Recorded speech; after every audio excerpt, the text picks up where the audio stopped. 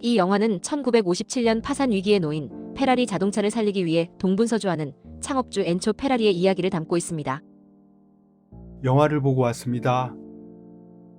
사실 저로서는 오랜만에 만나게 된 마이클만 감독의 작품에 대한 기대가 너무 컸는지는 몰라도 상당히 복잡한 감정으로 극장을 나설 수밖에 없었던 것 같습니다.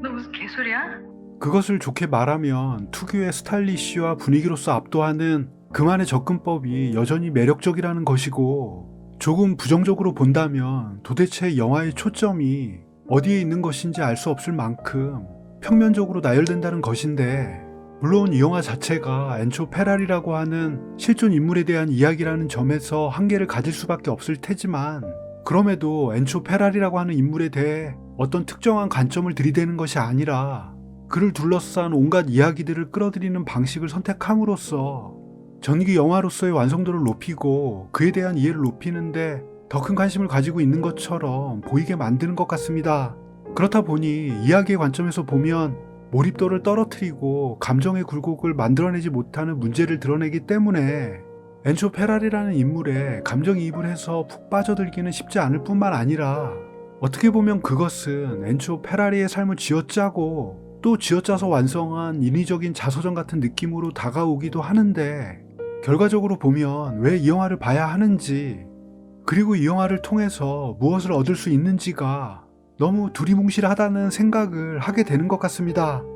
어쨌거나 제가 불만을 털어놓기는 했지만 사실 그것은 마이클만 감독에 대한 기대에서 오는 실망감의 표현일 뿐, 이 영화는 혹평을 받을 만큼의 퀄리티를 보여주는 것도 아니고 의미가 없는 것도 아니지만, 다만 그것이 더 큰 임팩트를 갖기 위해서는 페라리라고 하는 경주용 자동차가 탄생하게 된 배경에 엔초 페라리의 삶의 철학이 어떻게 반영되었고, 또 그런 스피드 경쟁을 통해 인간이 얻게 되는 것은 무엇이며 또 잃게 되는 것은 무엇인지에 관한 묵직한 하나의 치달음이 필요한데, 자꾸만 격가지의 이야기들로 시선을 분산시키고 사적인 비하인드 스토리를 너무 많이 삽입함으로써 이 영화가 궁극적으로 보여주고자 했던 인간의 스피드 경쟁이 어떻게 인간의 파멸과 연결될 수 있는지에 관한 더 뚜렷한 형상화에 도달하지 못하고 몇몇 인상 깊은 장면을 늘어놓는 것으로 마무리가 되지 않았나 싶습니다.